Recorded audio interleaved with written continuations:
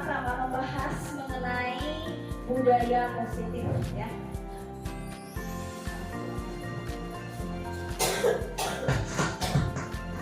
Baik, ada yang tahu budaya positif itu seperti apa? Iya, ayo. Siapa Bu? Budayawan apa? Budaya yang baik. Coba angkat tangan. Siapa lagi? Apa maksudnya? Budaya positif itu seperti apa? Ayo. Iya. Kebiasaan yang baik-baik. Iya, betul Bu Susi. Kebiasaan yang baik-baik. Terus siapa lagi? Apa itu budaya positif?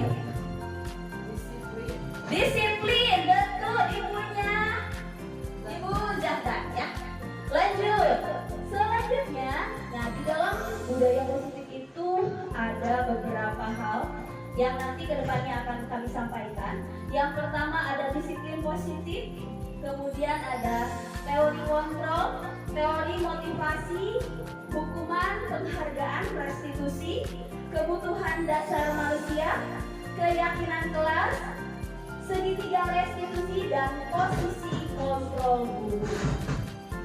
Lanjut ya. Nah, coba ada pertanyaan dulu nih, pertanyaan pemantik ya. Silahkan Bapak Ibu atau Ibu-ibu di sini boleh menjawabnya ya.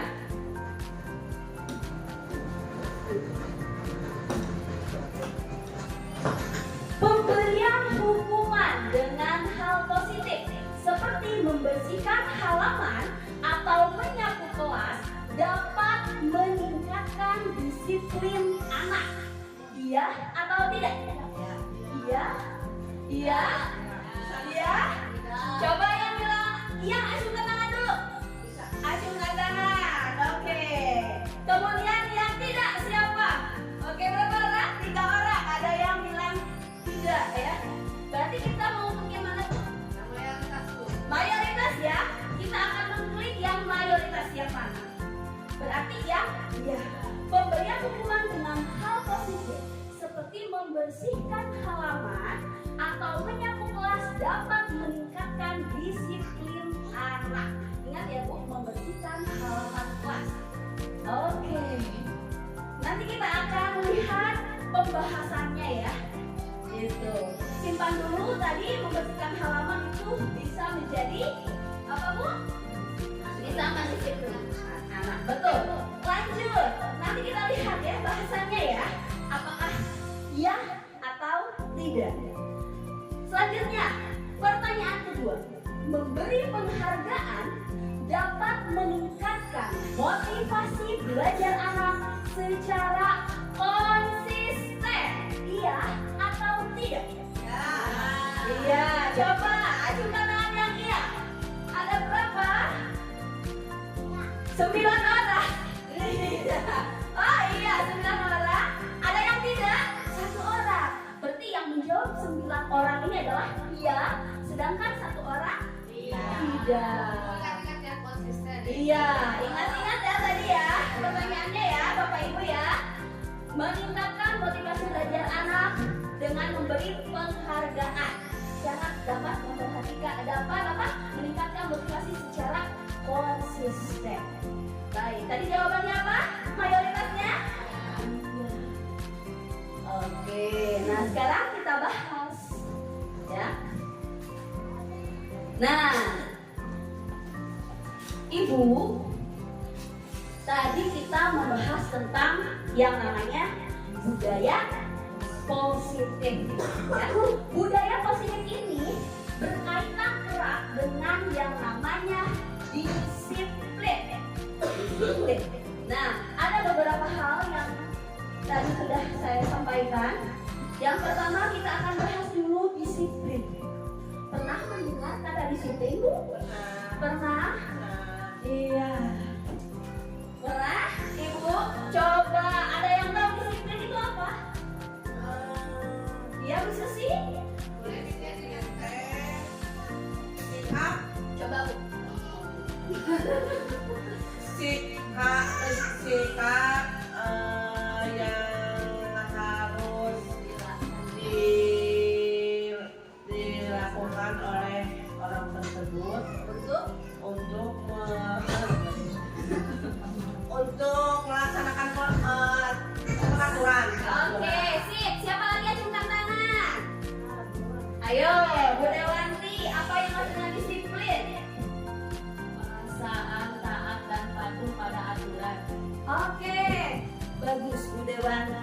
menyebutkan perasaan dan patuh pada aturan, itu disiplin. Selanjutnya siapa lagi? Ayo siapa lagi? Silahkan Ibu Lesta. Pengendalian diri Ya. untuk melakukan suatu tindakan dengan kesadaran diri. Iya. Pengendalian diri untuk melakukan sebuah tindakan dengan kesadaran diri. Berarti saya simpulkan ya dari teman-teman, disiplin itu adalah patuh pada aturan dan juga adanya pengendalian diri supaya apa? Supaya sesuai dengan aturan. Baik. Nah, lanjut ya, Ibu. Disiplin itu berasal dari bahasa Latin ya. Disiplina yang artinya belajar. Makna asal dari kata ini berkonotasi dengan disiplin diri dari murid-murid serta dan Platon ya. Disiplin diri membuat orang menggali potensinya menuju sebuah tujuan apa yang dia hargai. Namun dalam budaya kita, makna kata disiplin telah berubah menjadi sesuatu yang dilakukan seorang pada orang lain untuk mendapatkan kepatuhan. Ya, kita garis bawahi apa? Kepatuhan. Nah, kecenderungan umum adalah menghubungkan kata disiplin dengan ketidaknyamanan, bukan dengan apa yang kita hargai atau pencapaian suatu tujuan mulia. Dari bahasan ini dapat kita simpulkan bahwa yang namanya disiplin ini berhubungan erat dengan kata kepatuhan, ya. Nah, Ibu, disiplin itu harus ada yang namanya kontrol diri. Bagaimana kita mengontrol suatu hal atau mengontrol diri kita sendiri supaya mengikuti sesuatu kepatuhan itu. Nah, yang lebih baik adalah kepatuhannya itu ataupun kontrolan dirinya itu berasal dari hati nurani. Tidak ada paksaan, ya itu. Nah, selanjutnya ada pertanyaan lagi. Silahkan kita bahas ya. Mana yang termasuk ke dalam bentuk disiplin? Memakai seragam sekolah rapi, memakai sandal ke sekolah, menyapa guru, mengerjakan tugas tambahan karena telat mengumpulkan PR. Mana di sini yang merupakan sebuah bentuk disiplin? Memakai seragam. Iya, yang biru, yang biru. Oke, mau menjawab Ibu ini yang mana? Memakai seragam sekolah yang rapi. Iya.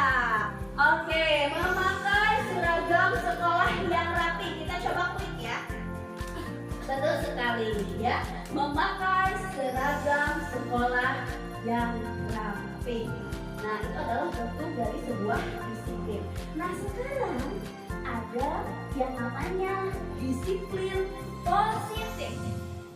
Disiplin positif adalah cara penerapan disiplin yang mengajarkan anak bertanggung jawab dan menumbuhkan kesadaran diri berdasarkan nilai-nilai kebajikan.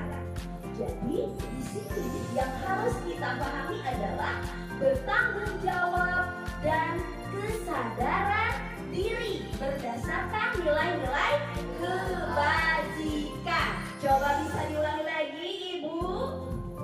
Ayo, siapa? Acungkan tangan, Bu Iin.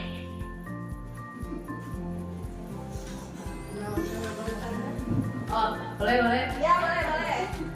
Kalau berdasarkan penjelasan yang disampaikan bahwa disiplin itu harus bisa bertanggung jawab, kemudian dia bisa menyadarkan dirinya akan sesuatu hal untuk melakukan suatu nilai-nilai kebajikan. Iya, sip. Tepuk tangan. Wah, hebat sekali ya. Pertanyaan selanjutnya, Bu. Oke. Apa itu nilai-nilai kebajikan? Baik, nanti akan saya bahas mengenai nilai-nilai kebajikan ya. Intinya ada yang namanya disiplin positif. Disiplin positif itu nggak boleh berasal dari luar ya, harus berasal berasal dari keyakinan diri, kesadaran diri, hati nurani. Oh, misalnya gini. Misalnya seorang anak tahu misalnya kalau menolong teman itu benar, dan mereka harus yakin bahwa menolong temannya itu adalah sesuatu hal yang benar. Oh iya ya, kita sebagai manusia harus saling menolong. Kemudian misalnya ada anak yang bolos waktu sekolah.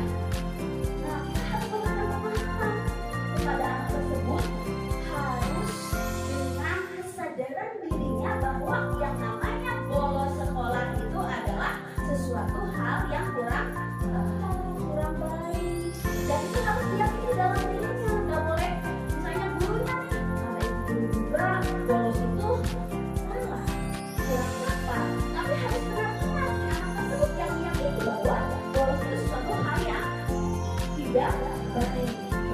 Itu ya Bu ya.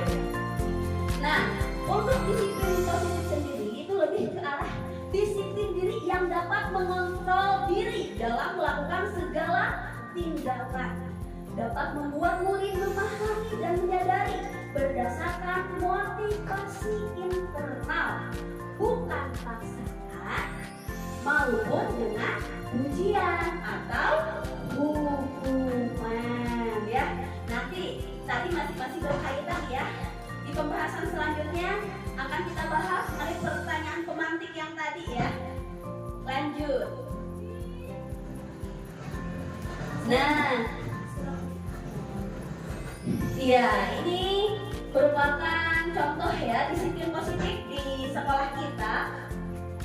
Ada makna lagi yang namanya makna disiplin itu adalah belajar kontrol diri, paham melakukan tindakan dengan menggali potensi diri kita sendiri agar tercapai tujuan mulia, yaitu menjadi seorang yang diri kita inginkan berdasarkan nilai-nilai yang diri kita hargai atau nilai kebajikan.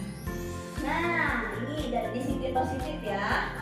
Dapat membuat murid memahami dan meyakini berdasarkan motivasi internal seperti yang tadi ya. Nah, bukan berdasarkan penghargaan ataupun hukuman. Nah, Bapak Ibu sudah ini ya, sudah mulai ada pencerahan di pertanyaan yang tadi ya. Tapi simpan dulu, nanti kita akan bahas lagi ya. Nah, ini salah satu contohnya disiplin positif di sekolah kita. Misalnya ketika masuk kelas, anak-anak itu harus berbaris dulu, kemudian melihat kebersihan diri mereka, kukunya, kemudian apa lagi? Rambutnya, betul.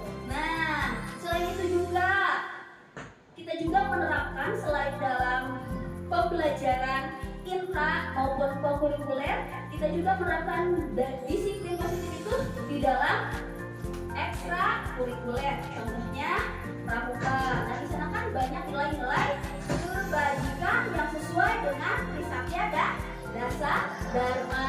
Kemudian kalau kelas 1 yang siaga apa? Kelas 1, kelas 2, kelas 3, kemudian kelas 4 yang siaga apa namanya? Apa Bu Susi? Dwi Dharma dan Dwi. Iya, Dwi Dharma dan Dwi. Ya, betul sekali ya. Nah, gitu. Oke, baik. Lanjut ya. Nah, ini adalah contoh dari nilai-nilai kebajikan yang harus kita sadari atau kita memberikan motivasi kepada anak supaya anak tersebut memiliki nilai-nilai ini ya. Ini misalnya sebenarnya banyak, tapi ini hanya sebagian contoh. Misalnya untuk sikap murid ada toleransi, rasa hormat, kemudian integritas, terus mandiri, terus menghargai, terus antusias, empati, keingin-tahuan, kreativitas, kerjasama, percaya diri dan komitmen. Atau sekarang yang lagi memang harus ya ini sesuai dengan profil pelajar Pancasila. Ada berapa Bu profil pelajar Pancasila?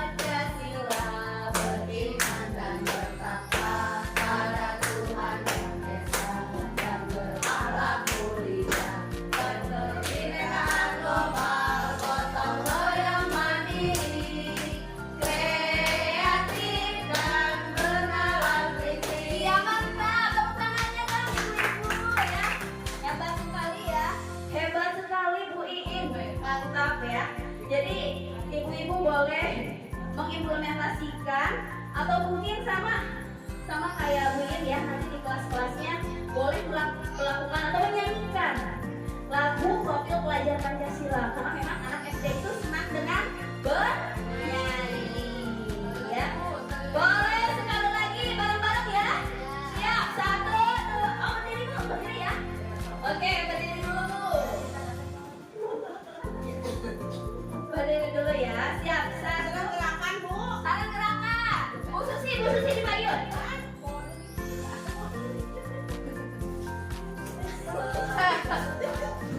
Ayo, mesti di depan. Murid di depan. Wah, iya. Nih. Belajar.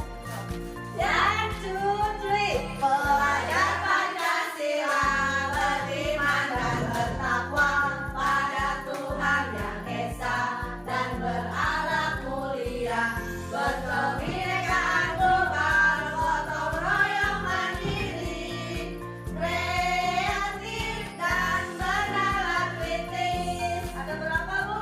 Ada 6. Wah, mantap sekali. Terima kasih Bu Susi, Bu Iin ya. Baik, jadi profil pelajar Pancasila itu menanamkan nilai-nilai apa Bu? Kebajikan pada anak. Ya, itu. Dan sebenarnya ini harusnya ditanamkan itu tidak hanya di sekolah, di rumah juga ya. Di rumah itu baik bersama dengan keluarga atau bersama teman sepermainannya, teman di sekolahnya, guru-gurunya dan sebagainya. Itu. Jadi anak itu harus memiliki nilai kebajikan tersebut supaya mereka mampu menyadari dengan motivasi internalnya. Nanti akan saya bahas mengenai motivasi internal ya. Selanjutnya, nah kita ke teori kontrol. Teori kontrol ini dikemukakan oleh William Glasser ya. Anda tidak bisa mengontrol orang lain, hanya Anda yang mampu mengontrol diri Anda sendiri. Ibu, saya ingin bertanya, yang memiliki keinginan terhadap diri sendiri itu ibu sendiri atau orang lain? Ayo Bu. Saya sendiri.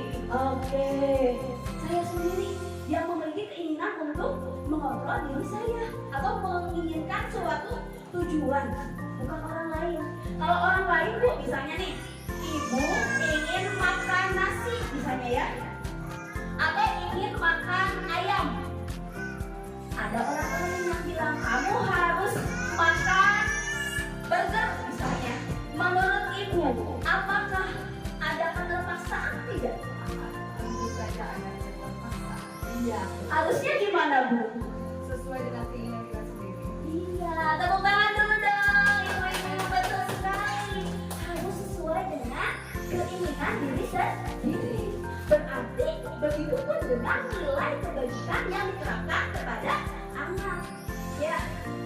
Nah, ketika ada nilai kebajikan yang diterapkan kepada anak, berarti anak itu sendiri yang harus menginginkan hal tersebut. Tuh, ya. Kemudian ini tadi semua perilaku memiliki tujuan. Anak marah ada tujuannya Bu. Pernah anak di kelas marah-marah Bu Susi? Pernah Bu Risma? Pernah nggak ada anak-anak yang marah? Oke, coba misalnya seperti apa marahnya di kelas Bu Risma? Seperti melemparkan meja dan kursi. Wow, amazing ya, seperti melemparkan meja dan kursi. Pernah itu Bu? Nah, oke. Harusnya ya sebagai guru kita itu harus tahu anak kita seperti itu, ya. Nah itu betul sekali ya Bu ya. Beragam anak-anak. Coba yang lainnya selain itu ada nggak sih anak menjadi marah gitu? Kenapa? Ya, Mungkin biasanya anak marah itu kadang lagi bete dari rumah rumah, jadi membawa rasa marah itu ke sekolah.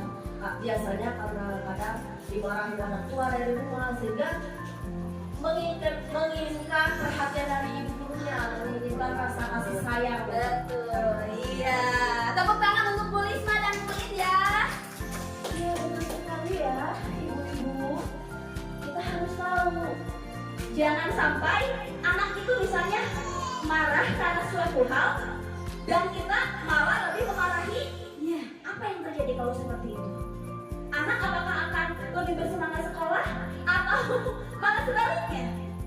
iya, Betul. Takutnya malah anak menjadi lebih gawat. Ya, oke. Lanjut. Model berpikir memang menang ya. Kolaborasi dan konsensus menciptakan hal baru, pengembangan komunitas berbasis aset kekuatan. Kemudian realitas kebutuhan kita berbeda. Kita berusaha memahami pandangan orang lain tentang dunia karena setiap orang itu memiliki gambaran yang berbeda. Betul nggak? Setiap orang memiliki gambaran yang berbeda, keinginan yang berbeda, termasuk siswa kita. Ya, kita itu harus memahami.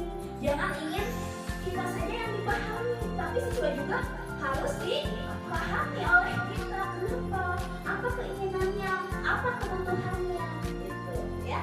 Makanya sebagai seorang guru ya, untuk menerapkan teori kontrol ini sesuai dengan kontekstual yang ada di lapangan ya, atau di kelas-kelas, kita harus tahu dulu anak itu kenapa, anak itu inginnya apa, kebutuhannya apa, sehingga nanti kita bisa mengklasifikasi gaya belajarnya sesuai dengan kebutuhan mereka. Gitu. Lanjut. Nah, ada pertanyaan lagi ya. Untuk membentuk budaya positif yang diharapkan muncul dari kesadaran siswa sendiri, tindakan yang perlu dilakukan adalah, coba kita perhatikan dengan seksama. Hindari memberi semangat, benar masalah ini. Berikan disiplin ketat, ajarkan nilai-nilai kebajikan, atau berikan ujian berlebih. Iya, sudah mulai masuk ini ya ibu-ibu ya. Kita sudah mulai memahami itu makna budaya positif dan disiplin positif itu seperti apa ya. Oke, berarti kita pilih yang kuning ya. Ajarkan nilai-nilai kebajikan. Betul ya. Nah, lanjut. Sekarang kebutuhan dasar manusia. Tadi ibu-ibu menyampaikan bahwasannya anak itu pasti menginginkan sesuatu. Ya, sama seperti kita. Kita juga punya keinginan. Anak juga sama memiliki keinginan. Keinginan ini berarti nanti akan timbullah sebuah kebutuhan dasar. Nah, ini kebutuhan dasar manusia. Segala sesuatu yang dilakukan untuk mendapatkan apa yang diinginkan. Seluruh tindakan yang dilakukan memiliki tujuan tertentu, dan semua usaha terbaik yang dilakukan dalam rangka agar kebutuhan dasar terpenuhi dengan baik. Ya, sama seperti kita manusia, siswa juga manusia. Bahkan masih ingat filosofi Ki Hajar Dewantara kalau kita itu harus menuntut siapa? Murid. Pembelajaran itu harus berpihak pada guru atau murid? Murid, betul. Masih ingat ya materi yang kemarin ya? Berarti kita juga harus memahami seperti apa itu murid. Ya, jangan hanya ingin kita yang dipahami. Justru sebaliknya, yang namanya pendidikan menurut Ki Hajar Dewantara, kitalah yang harus apa Bu? Yang harus mengabdi, berpihak pada murid. Ya. Nah, jika anak senang, jika keinginannya dipenuhi, menurut kalian atau ibu-ibu ya yang ada di sini, menurut ibu-ibu yang ada di sini, anak-anak lebih semangat tidak belajarnya? Iya. Ibu, ada anak, ada siswa yang dimana dia itu memiliki keinginan ingin diperhatikan guru. Kalau dia tidak diperhatikan bagaimana? Apakah dia akan semangat? Tidak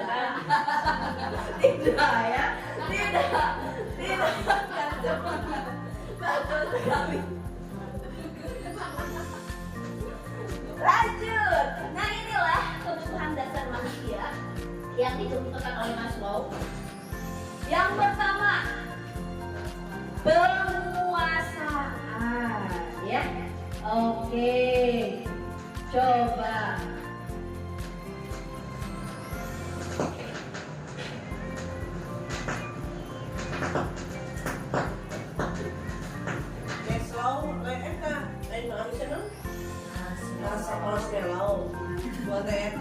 Ya, Maslow ya.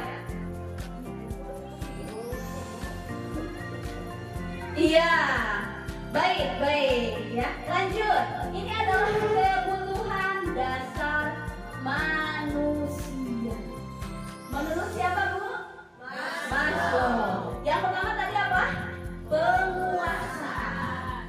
Coba acungkan tangan yang ingin memberikan contoh kebutuhan dasar siswa terkait penguasaan. Boleh ya di kelas kita atau di sekeliling kita.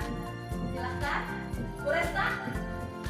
Baik, assalamualaikum warahmatullahi wabarakatuh. Waalaikumsalam warahmatullahi wabarakatuh. Menurut saya terkait penguasaan, contohnya misalkan ketika anak ingin berkuasa di kelasnya, contohnya dia ingin semua anak-anak menghargai dia, kecenderungannya dia misalkan merendahkan orang lain, atau misalkan mengejek, atau misalkan inginnya orang lain itu merasa dia yang sendiri itu memiliki power yang lebih dari temannya.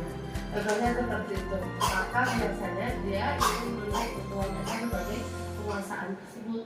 Dia ingin dihargai, dihormati oleh teman-temannya. Nah, maka ketika kita menghadapi anak tersebut, oh, orang ini kayak gini nih, kita tanya, dia ingin seperti apa sih? Atau dia ingin kenapa mengejek orang lain? Alasannya apa dia melakukan ejekan kepada orang lain? Misalkan harus sampai menemukan dia itu mengakui dirinya sendiri bahwa saya ingin dihargai orang lain. Nah, sampai seperti itu kita harus sampai mengetahui kebutuhan dasarnya dalam ketika berinterogasi atau menanyakan kenapa dia melakukan itu. Misalkan itu mungkin terkait. Iya, tepuk tangan. Wow, keren sekali Bu jawabannya ya. Betul. Salah satu contohnya ketika anak ingin dihargai, ya berarti dia ingin diperhatikan juga oleh teman-temannya. Nah, makanya sebagai guru ketika ada anak yang seperti itu, coba kita mengajarkan mereka untuk saling menghormati dan saling menghargai satu sama lain. Betul. Yang kedua, kebutuhan kasih sayang dan rasa diterima. Silakan acungkan tangan. Siapa yang mau memberikan contoh di kelasnya tentang kasih sayang? Misalnya anak itu seperti apa sih kebutuhan kasih sayang yang diterima itu Ibu Guru? Ah iya boleh Bu, silakan Ibu Jandan. Waalaikumsalam warahmatullahi Kasih wabarakatuh. sayang dan rasa yang diterima tuh mungkin si anak tersebut ingin lebih diperhatikan, dimanja, menjadi prioritas utama dari guru gitu untuk anak tersebut. Mungkin seperti itu. Iya. Terima kasih. Iya, tepuk tangan dulu ibu-ibu. Betul sekali ya. Yang namanya anak itu pasti ingin dimanja, apalagi kelas bawah ya Bu ya. Saya merasakan di kelas bawah anak itu mendekat sama kita. Kenapa? Kadang ingin dielus Bu. Elusan tangan kita itu membuat mereka itu lebih semangat belajar. Itu ingin dielus, ingin kamu keren ya, kamu hebat ya. Coba kalau misalnya saya gini Bu, ngapain ini? Kok gini? Apa yang terjadi? Anak makan takut ya, tidak mau belajar. Bahkan kalau anak bawah mungkin anak kelas bawah bisa menangis ya. Kenapa? Karena kebutuhannya tidak terpenuhi. Makanya dia ingin diberikan kasih sayang dan juga rasa diterima. Misal, ketika misalnya dia membuat gambar, pasti ingin diucapkan oleh ibu gurunya itu wow, betul ya. Nah itu pasti ingin merasa diterima, saya bisa. Ini bu, ini hasil karya saya bu. Nah itu ya. Lanjut. Selanjutnya kesenangan. Nah biasanya kalau kesenangan itu berhubungan salah satunya yang sering menyenangkan kita adalah guru PJO Pak. Iya, silakan Ibu Lewanti. Untuk kesenangan para peserta didik mungkin ketika pembelajaran olahraga ya, lebih sering memilih dia ingin main bola padahal materinya bukan main bola. Seperti itu sering juga ada yang anak lain misalkan ambil bola temannya merebut. Nah jadi berantem. Oke. Iya, betul sekali Ibu. Jadi kadang anak juga memiliki kesenangan terhadap sesuatu hal ya. Lagi Bu, senangnya juga main bola, misal gitu ya. Sehingga mereka terpakunya ingin bermain bola. Nah, di sini kita harus pintar. Ketika pembelajaran yang lain, gimana caranya anak supaya lebih semangat ya. Oke, makasih Bu Dewati hebat. Oke, lanjut satu lagi. Kebutuhan bertahan hidup dan kebebasan. Siapa lagi yang akan memberikan contoh kebebasan? Ayo Bu. Kebebasan Bu In, silakan Bu In. Kebebasan ya, kalau bagi peserta didik kemungkinan itu dia ingin merasa bebas seperti misalkan di sekolah ada aturan memakai sepatu setiap hari, tetapi kadang anak itu ingin bebas biasanya seperti di hari Jumat mereka pakai sandal. Tetapi kebebasan itu kita sebagai guru kan harus bisa memberikan nilai-nilai kebajikan itu sehingga masuk ke otak anak, oh berarti apa yang kita lakukan itu salah. Jadi kebebasan itu sepenuhnya harus ada kontrol diri tersebut sesuai materi yang tadi ya, kedisiplinan itu. Jadi harus berhubungan dengan pengontrolan diri. Iya, Terima kasih, tepuk tangan dulu dong untuk Bu Dewati dan Bu Iin ya. Keren jawabannya ya Ibu, terima kasih, Masya Allah ya. Satu lagi, bertahan hidup. Mau sama siapa ya? Kebutuhan bertahan hidup, iya Ibu, maka. Baik, untuk yang bertahan hidup, memang paling sering ada di kelas saya. Ada anak yang udah ada bulan itu udah kali gitu. Kerennya itu, di kelas saya, ibu ilahain istirahat, abi lapar.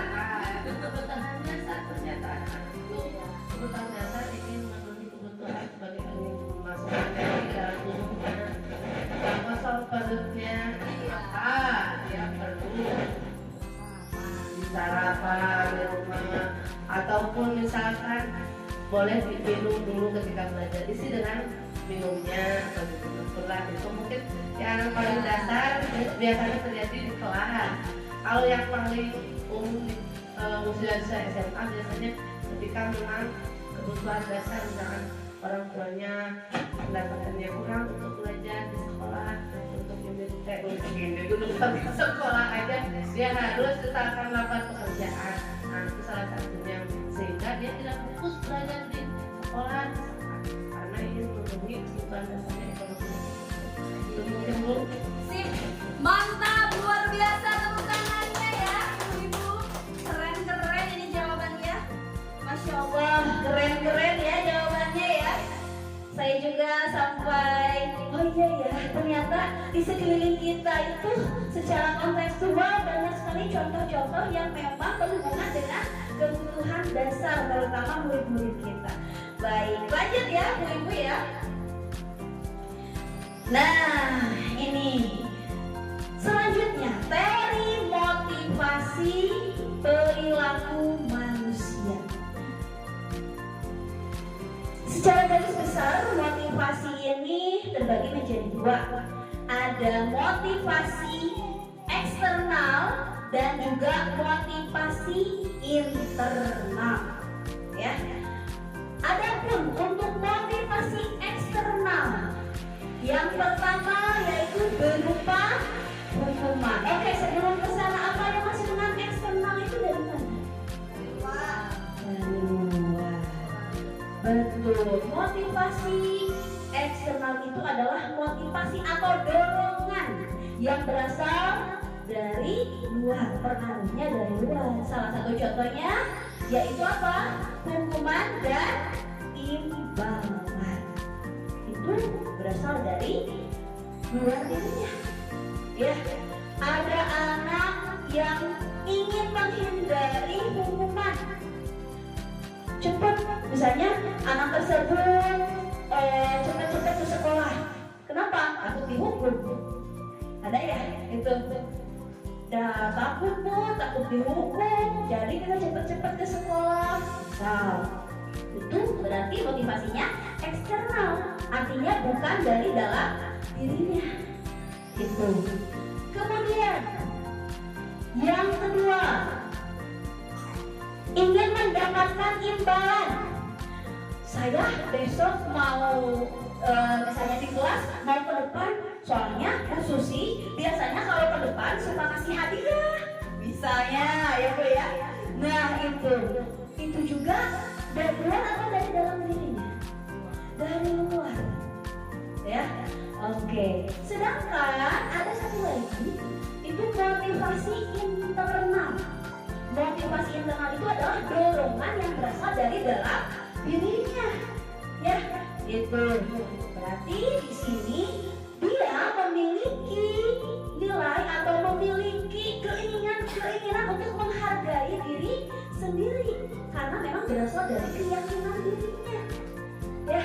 Itu saya akan menjadi orang yang seperti apa bila saya melakukannya. Misalnya seperti ini, jika saya tidak belajar, saya mungkin tidak akan menjadi orang yang memiliki banyak ilmu. Jika saya terlambat ke sekolah, nanti saya tidak bisa mengikuti pembelajaran dengan baik. Jika saya bolos sekolah, saya tidak akan mendapatkan ilmu. Jadi ketika motivasi internal ini benar-benar dalam dirinya itu memiliki motivasi atau dorongan berupa keyakinan diri akan nilai-nilai kebajikan. Nah itu. Coba menurut ibu-ibu mana yang lebih baik, motivasi eksternal atau internal? Internal. Ya kenapa internal? Betul, coba Ibu Jahda. Kenapa harus motivasi dari diri sendiri atau internal? Karena muncul dari sikapnya sendiri, keinginan sendiri untuk menjadi pribadi yang lebih positif. Ya, tepuk tangan. Oh, keren, mantap sekali. Terima kasih Bu Jahda. Iya, betul sekali ya. Kalau motivasi internal itu anak itu lebih semangat, ya. Anak itu bisa lebih semangat, dia bisa lebih menghargai, itu seperti itu. Dan berarti kita bisa menyimpulkan pertanyaan pemantik yang tadi ya, Bu Resta ya.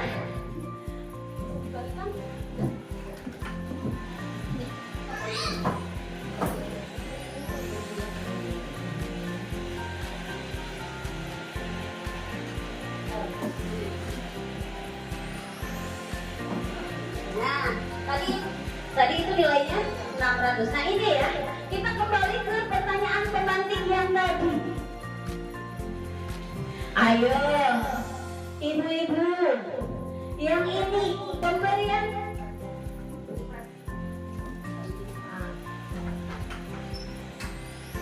Ya, kita kembali lagi ke pertanyaan pemantik yang tadi. Coba kita perhatikan ya.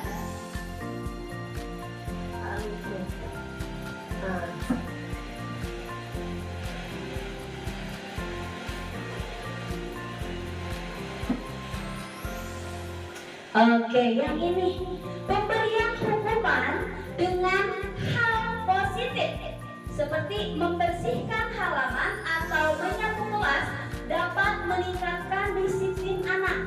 atau tidak? Kalau tadi sesuai dengan materi, berarti jawabannya harusnya yang mana? Tidak ya. Coba lihat, tadi kan yang iya itu nilainya 600 ya. Yang tidak, coba kita lihat. Sama ya nilainya, tapi memang betul yang tidak ya.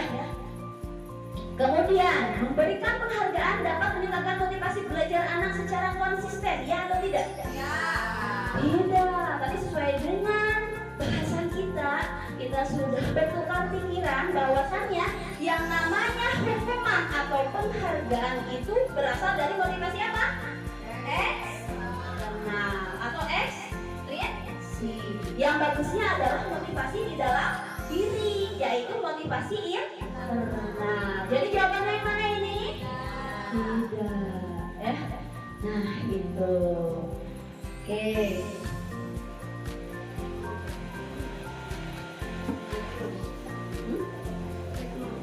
Jawaban mulia. Oke, yang ini yang mana Bu? Kita ulangi lagi ya. Yang mana ini? Memakai seragam sekolah rapi. Lanjut.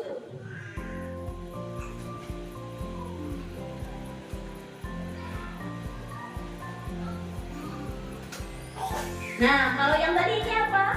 Untuk membentuk budaya positif yang diharapkan muncul dari kesadaran siswa sendiri, tindakan yang perlu dilakukan adalah apa? Ajarkan nilai-nilai kebajikan. Betul. Lanjut.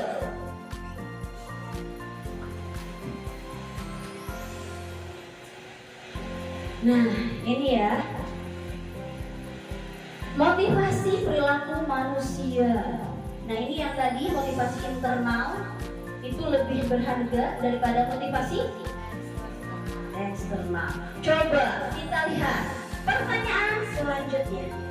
Motivasi perilaku manusia yang didasari ingin mendapatkan pujian atau menghindari hukuman disebut motivasi internal, motivasi intrinsik, motivasi ekstrinsik, motivasi disiplin. Yang mana Bu? Pujian atau hukuman? Motivasi apa? Ekstrinsik. Coba tangan yang ekstrinsik. Iya, sip. Betul. Tepuk tangan untuk kita semua ya, ibu-ibu ya. Good. Lanjut. Nah, saya akan bahas dulu mengenai hukuman, konsekuensi, dan juga restitusi ya.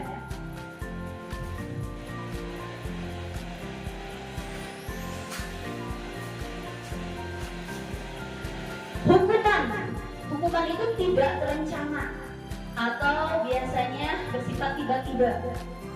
Murid tidak tahu apa yang akan terjadi atau tidak dilibatkan, jadi hanya bersifat satu arah. Jadi hukuman itu lebih berasal dari guru. Kemudian jenisnya biasanya berupa hukuman fisik atau psikis. Nah, kalau menurut Ibu, jika hukuman diterapkan bagus tidak untuk motivasi internal siswa? Tidak, ya. Kemudian ada lagi nih konsekuensi. Konsekuensi itu terencana, disepakati sesuai peraturan, murid tetap dibuat. Tidak nyaman, murid tetap dibuat tidak nyaman. Sikap guru selalu memonitor murid. Dan yang terakhir restitusi, proses menciptakan kondisi bagi murid untuk memperbaiki kesalahan. Proses kolaborasi yang mengajarkan murid untuk mencari solusi sendiri, menciptakan tanggung jawab. Tadi saya mendengarkan ada ibu misalnya melempar meja, melempar kursi. Ada anak yang bolos, ada anak yang tidak senang A, B, C dan sebagainya. Ya, melakukan hal-hal yang memang bertentangan dengan nilai kebajikan. Nah, nanti kita akan bahas bagaimana caranya supaya anak tersebut tidak merasa disalahkan, ya, tidak berbuat sesuatu hal yang di luar atau memang tidak berdasarkan nilai kebajikan, namun tidak juga merasa disalahkan. Nah, nanti akan ada caranya ya. Oke. Lanjut dulu Ibu. Lari mengelilingi lapangan basket 2 kali karena terlambat hadir di sekolah. Itu hukuman atau konsekuensi? Iya, hukuman. Banyak yang bilang hukuman ya. Betul ya, hukuman. Boleh tidak Bu? Tidak ya. Itu. Lanjut, membersihkan coretan yang dibuatnya di meja tulis. Ada anak nih, kemudian mencoret-coret meja sama ibu. Nah, karena kamu sudah mencoret-coret meja, kamu harus membersihkan meja ini. Itu hukuman atau konsekuensi? Konsekuensi. Berarti lebih baik yang mana? Hukuman atau konsekuensi? Konsekuensi. Ya, baik. Itu ya. Terima kasih ya ibu-ibu. Semangat. Alhamdulillah. Selanjutnya ada 3 bahasan lagi. Silahkan Bu Resta. Baik, assalamualaikum warahmatullahi wabarakatuh. Ibu-ibu, mohon maaf tidak ada bapak-bapaknya. Sebelumnya perkenalkan diri saya terlebih dahulu. Saya Resta Musi, saya mengajar kelas 6. Kebetulan hari kita kenapa ada program kegiatan diseminasi atau membagikan materi ini selanjutnya menyamakan persepsi atau preferensi kita terkait menciptakan lingkungan budaya positif sebagai tugas dari calon pengguna. Nah, mohon bantuannya Bapak Ibu ketika proses ini berjalan, ikuti dengan semangat, tetap fokus, kemudian menerapkan nilai-nilai kebajikan yang Ibu yakini selama mengikuti presentasi bersama kami berdua. Nah, saya sendiri akan membahas 3 bagian, yaitu 5 posisi kontrol guru atau keyakinan kelas dan seni dan institusi. Kenapa ada guru dan orang tua? Saya ingin memahamkan 2 arah dari gurunya sendiri, baik dengan orang tuanya.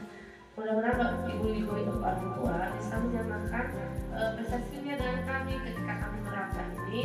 Ibu juga tidak langsung sudon atau gimana, bisa bersudon atau misalkan ada konsekuensi buat anaknya yang tidak melakukan atau berkenalan dengan nilai kebajikan, ibu bisa membantunya. Mungkin ya Bu. Nah, terkait tadi ada 3 proses, ada jenis hukuman, ada konsekuensi, satu lagi ada restitusi. Nah, yang ingin kami tekankan dalam penyelesaian permasalahan anak didik kita itu adalah dengan proses restitusi. Nah, restitusi itu pendekatannya bersifat kolaboratif, bisa dari kita sebagai guru, kemudian bersama orang tua juga, kemudian dengan anaknya pun harus saling sama-sama rasa win and win. Jadi anaknya merasa senang, guru juga terpenuhi dengan kebajikannya. Jadi ketika dia melakukan kesalahan, dia merasa dia melakukan kesalahan itu bisa diperbaiki gitu, bukan jadi malah berputus asa atau menyerah tidak bisa memperbaiki kesalahannya. Itu proses restitusi. Kenapa ada proses restitusi? Satu lagi, kita sebagai guru atau orang tua posisinya jangan mengontrol murid kita, tapi mengajak, menuntun murid kita dia bisa mendisiplinkan dirinya ke arah yang positif. Tidak kontrol, kamu harus ini, kamu harus itu. Misal kamu tidak mencetak hari ini, maka kamu tidak usah sekolah lagi, maka kayak gitu. Tapi kita melakukan pendekatan restitusi tadi. Nah, maka dalam proses mengontrol atau menuntun murid itu sebenarnya ada 5 posisi kontrolnya, yaitu yang pertama adalah penghukum, yang kedua ada pembuat merasa bersalah, kemudian ada posisi sebagai teman, ada posisi sebagai pemantau, dan ada posisinya sebagai manajer. Nah, kita pilih nih dari kelima posisi ini mana yang terbaik kita bisa lakukan sebagai guru maupun sebagai orang tua di rumah jika menemukan nilai-nilai kebajikan yang tidak sesuai pada diri anak-anak. Nah, yang pertama ciri-ciri seorang yang penghukum. Nah, kalau penghukum itu ketika dia menemukan kesalahan pada muridnya, dia langsung hukum. Hukumannya bisa secara fisik, bisa secara psikis, dan tanpa menanyakan kenapa anak itu melakukan itu, alasannya apa, langsung hukum. Contoh misalkan anak itu tidak fokus belajar, retak, kabur, misalnya dihukum dilempar sama gurunya, atau dihukum belajarnya di luar, nggak boleh masuk lagi ke kelas karena kamu tidak fokus. Itu contoh posisi hukuman. Biasanya kalimat yang digunakan, patuhilah aturan saya, kamu harus ini, kamu harus itu. Jadi orang yang hukum. Selanjutnya, kemudian membuat merasa bersalah, yaitu kita. Nah, cirinya pada posisi ini guru atau kita sebagai orang tua ini bersuara lebih lembut. Kemudian kata-katanya tuh membuat si anakku merasa bersalah. Contohnya, ibu sangat kecewa sekali dengan perilaku kamu. Atau sebagai guru, ibu kalau misalkan kalian membiarkan, ibu akan dimarahi oleh bapak kepala sekolah. Nah, berarti kan anak tuh merasa bersalah ketika dia melakukan kesalahan tersebut. Nah, itu pun ada posisi kontrolnya yang biasanya negatifnya pada posisi ini murid akan memiliki penilaian diri yang buruk tentang diri mereka, ya, sehingga mereka merasa tidak berharga. Nah, berarti nilainya jadi menurun karena posisi merasa bersalah tadi. Harusnya dia harus bisa memposisikan salahnya atau mengetahui kesalahannya dengan pikirannya sendiri, gitu ya. Jadi jangan sampai kita itu memposisikan anaknya merasa bersalah. Kemudian posisi sebagai teman. Ini pasti sering dilakukan oleh ibu-ibu, oleh guru, oleh orang tua juga ya. Kadang dalam posisi ini kita memposisikan komunikasinya satu ya, sama seperti mereka cara berkomunikasinya. Anak-anak kondisikan seperti anak-anak, nadanya semakin lemah lembut. Terus kadang-kadang ketika dia melakukan pekerjaan malah dikerjakan oleh kita sendiri. Nah, karena dia ingin membantunya sebagai teman tadi. Nah, itu pun ternyata kurang baik bagi anak. Kenapa hal itu kurang baik? Nah, di sini hal negatif dari posisi teman adalah bila suatu saat guru tersebut tidak membantu, maka muridnya merasa tidak mampu. Ya, jadi hal yang boleh pengennya itu dibantu oleh temannya, itu atau diposisikan atau dibantu oleh orang tuanya. Itu kemudian saya pikir bapak ibu teman saya merasa saya itu udah bisa, tapi kenapa bapak ibu tidak percaya lagi pada saya? Saya tidak percaya lagi ketika temannya sudah tidak bisa memberikan bantuan misalkan ya. Lanjut lagi.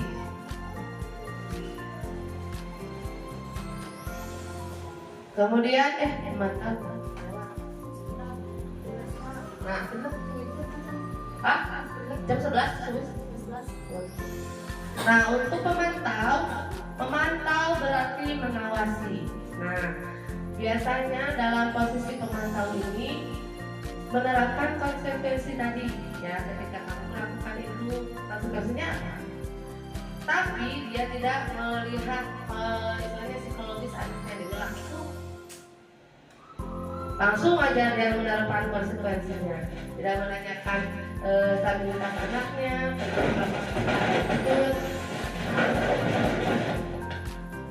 ketika kamu udah melakukan itu konsekuensinya apa? Langsung kerja sana tanpa lihat psikologis anaknya. Nah, hal ini pun kurang baik ternyata. Kurang baiknya apa? Seorang pemantau sangat mengandalkan perhitungan.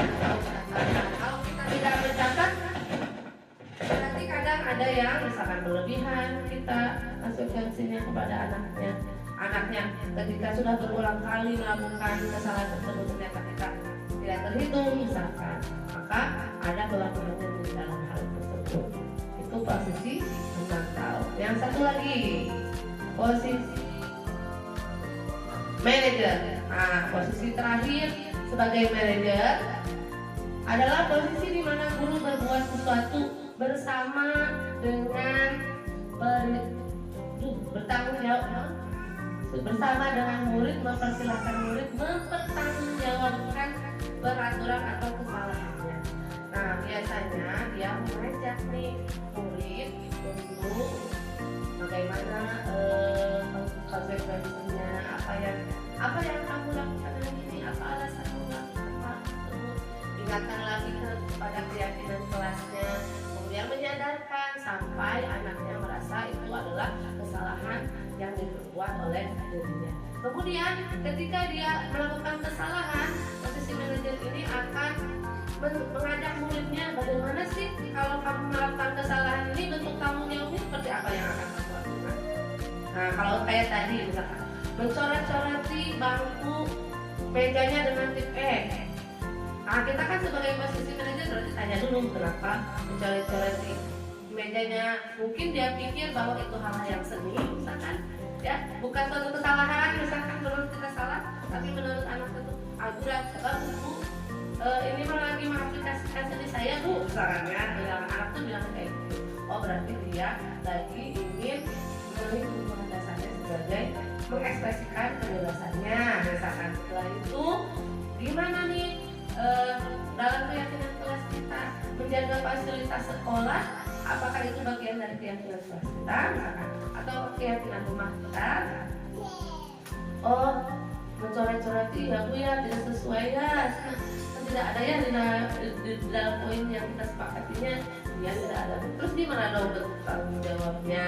Gitu. Kamu sendiri bagaimana mengatasi kesalahannya? Nah, itu biasanya anak sendiri akan bertanya, gimana kalau Bu saya memperbaiki ini dengan cara misalkan dirapikan kembali mejanya, di tip-nya dihapus misalkan. Terus ini masih ada coretan dan lagi. Gimana tuh Bu? Nah, bisa juga kita ngasih solusi yang lain yang bisa diterima oleh anaknya, sehingga dia juga merasa bahwa oh, hal itu perbuatan yang buruk, tapi dia bisa memperbaikinya.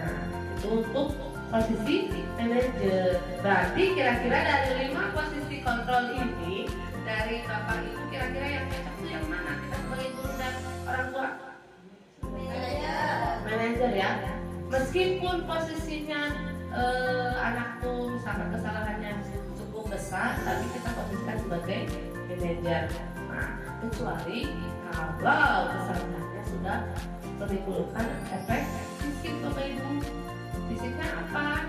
Kesalahan yang sampai menimbulkan kematian misalnya, atau kesalahan fatal sampai kecelakaan misalnya. Itu harus kita bertindak, nggak mungkin mau langsung manajernya pas waktu itu mah kondisinya sudah fisik dengan anak, itu mah harus lebih tegas lagi kita menyampaikan anaknya. Itu mungkin terkait posisi kontrol nih. Jika Bapak Ibu nih, ketika menemukan anak kita di rumah atau di sekolah tidak mengerjakan PR, kira-kira apa yang akan Ibu perbuat? Selesaikan posisi manajer. Siapa yang Lagi-lagi mau pertanyaan juga. Oke, ulangi. Ketika nih anak didik kita atau anak kita di sekolah ternyata dia tidak mengerjakan PR, apa yang akan kita lakukan sebagai manajer?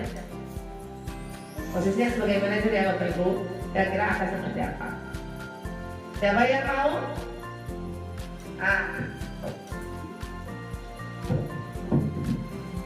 Baik Ibu, saya mengulangi pertanyaannya kembali ya. Kita diposisikan sebagai guru ketika memiliki murid yang tidak mengerjakan PR, kita sebagai manajer atau Ya, sebagai manajer. baik. Kalau sebagai manajer menurut saya berarti kita ingatkan kembali kepada keyakinan kelas yang sudah dibuat di awal ajaran baru. Misalnya di awal ajaran baru kan kita membuat kesepakatan kelas ya Bu ya. Ayo mana kita berkesepakatan kelas untuk dalam satu tahun ke depan di kelas 5 misalnya.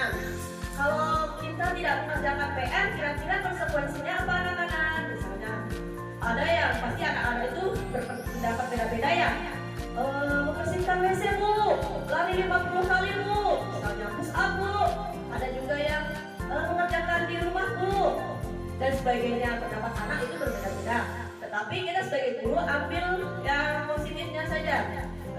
Kemungkinan misalnya mengerjakan tugas di rumah atau di jam istirahat misalnya, dan itu jadi kita konsekuensinya itu yang harus disepakati satu kelas dan mereka mau dan ikhlas gitu. Jadi anak-anak siap ketika tidak mengerjakan PR kita mengerjakan di jam istirahat atau di rumah. Ternyata mereka memilih untuk mengerjakan di jam istirahat. Akhirnya terbuatlah kesepakatan kelas itu sehingga diyakini satu kelas. Oke, ketika tidak mengerjakan PR di lain waktu, misalkan 2 minggu kemudian atau 1 bulan kemudian tidak mengerjakan PR, lalu kita sebagai guru di posisi control manager itu kita pindahkan kembali.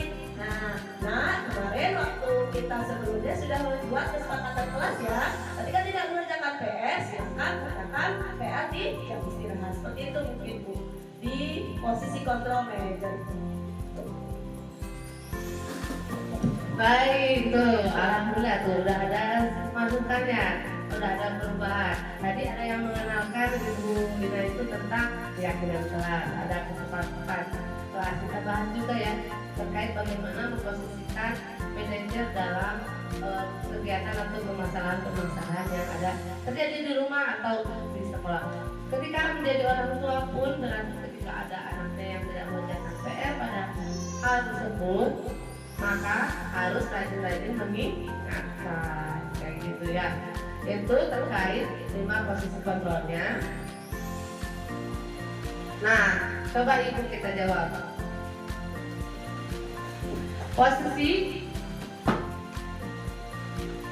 Posisi guru yang mana yang diharapkan untuk mendampingi murid ketika melakukan kesalahan atau menilai kebajikan yang tidak sesuai? Manajer. Betul. Kemudian ayo bantu demi ibu ya. Nah, posisi ini kira-kira sebagai apa? Teman. Coba cek. Nah, teman. Terus, hal tersebut berarti kita yang tahu ya mana posisi yang baik ketika kita mengontrol atau istilahnya menjadi menuntun murid kita, yaitu dengan posisi manajer.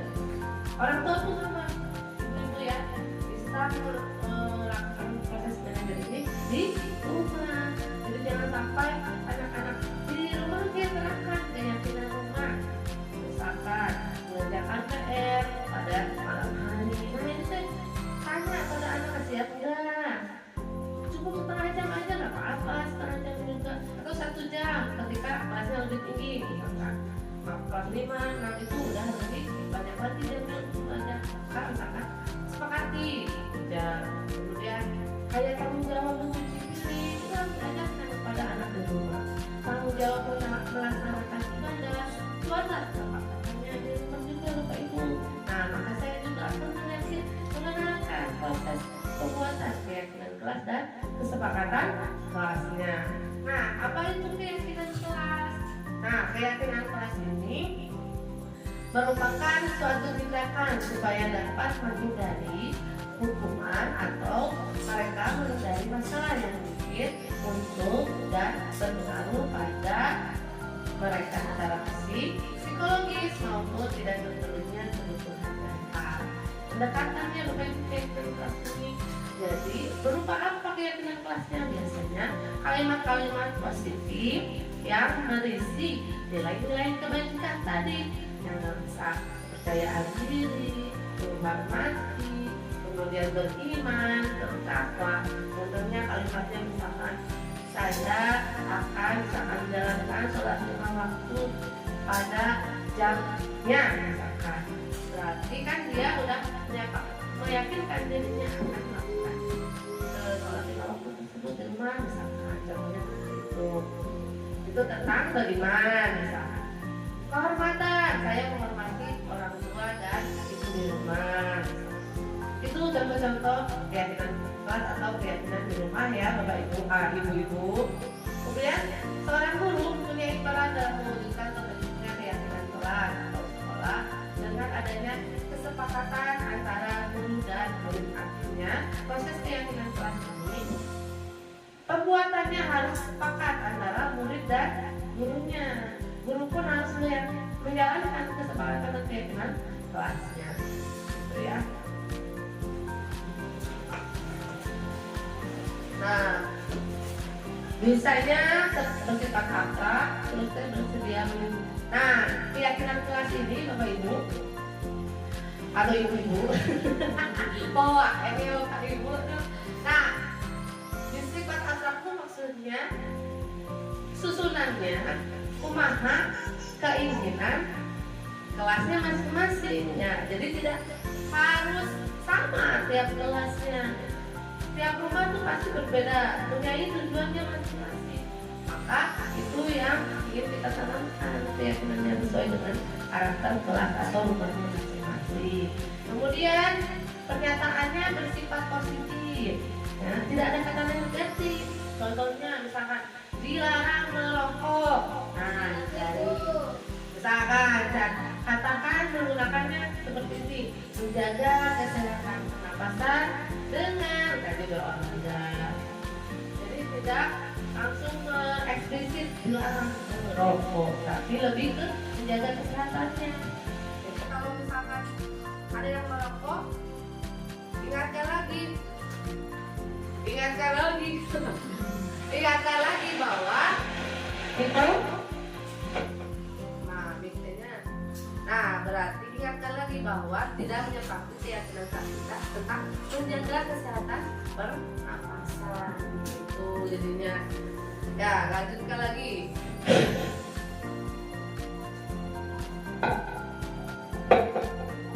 Nah, keyakinan kelasnya itu sesuatu yang bisa diterapkan di kelas atau di sekolahnya atau di rumahnya. Jadi ngawang-ngawang budak tuh bisa budak kelas di kudu misalkan kudu olahraga lari 10 kali misalkan dalam sehari. Jadi sesuaikan dengan kemampuan anaknya. Kemudian keyakinan kelas pun bisa berubah dalam 1 tahun. Di rumah pun bisa berubah. Ya, jika anak perlu ada hal yang masih kurang atau masih negatif, maka harus tambah lagi keyakinan kelasnya atau keyakinan rumahnya. Itu mungkin Bapak Ibu terkait keyakinan kelasnya. Contohnya seperti apa ya Bapak Ibu, kita lihat. Nah, contohnya seperti ini. Ada yang pertama, jangan berlari di kelas atau koridor. Kira-kira keyakinan kelasnya seperti apa?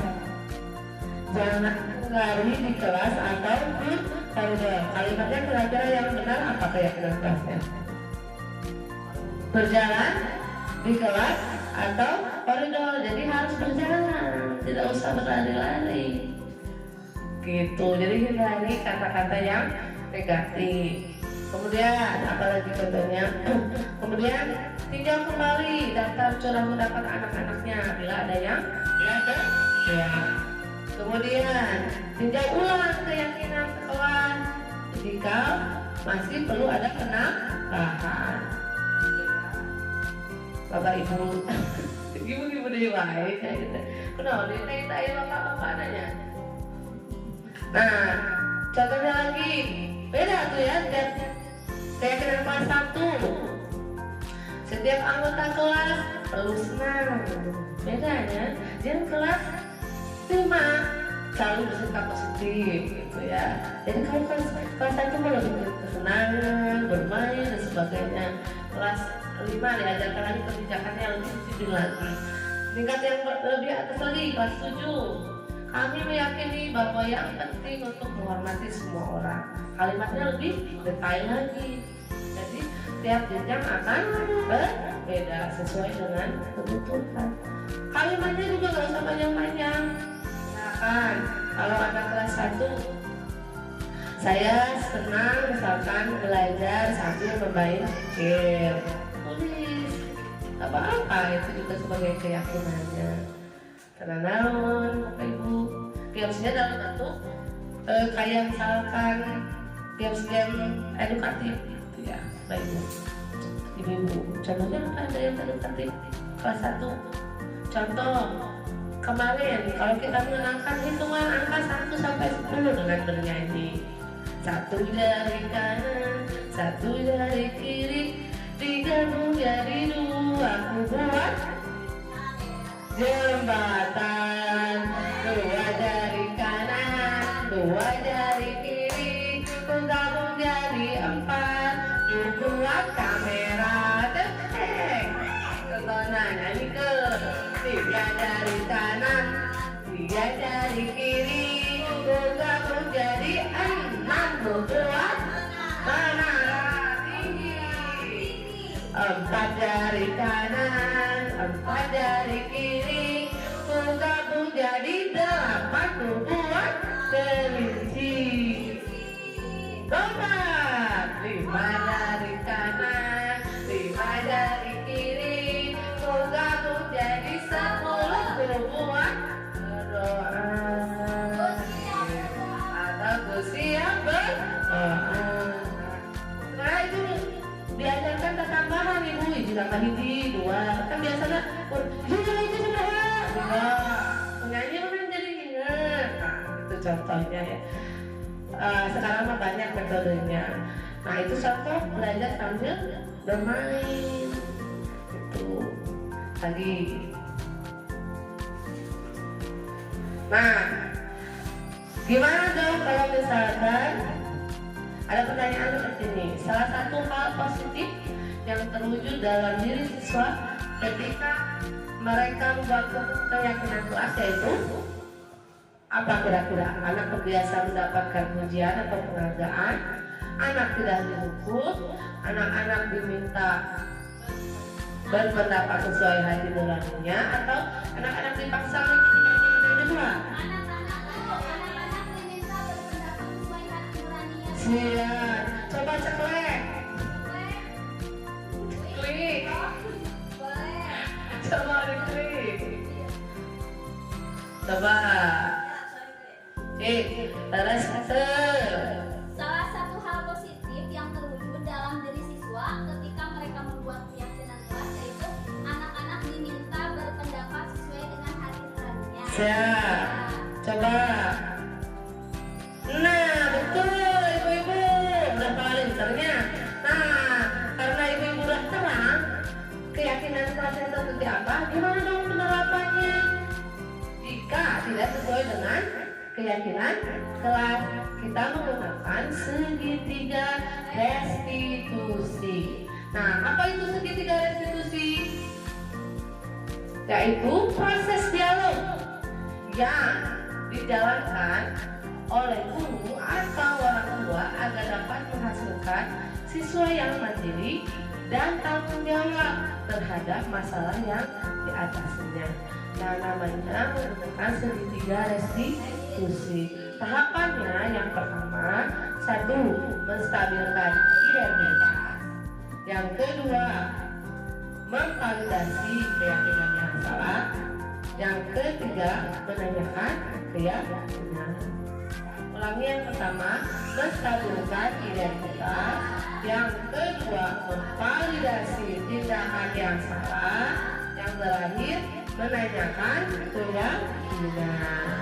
Nah, prosesnya seperti apa? Menstabilkan identitas itu. Nah, contohnya seperti ini, kayak gini. Itu kamu tentu punya alasan kenapa melakukan hal tersebut. Tanya alasannya seperti apa, kebutuhannya apa ketika melakukan kesalahan tersebut. Contohnya tadi, perhatian banyak dan kurang kasih sayang sehingga dia melemparkan meja dan kursinya.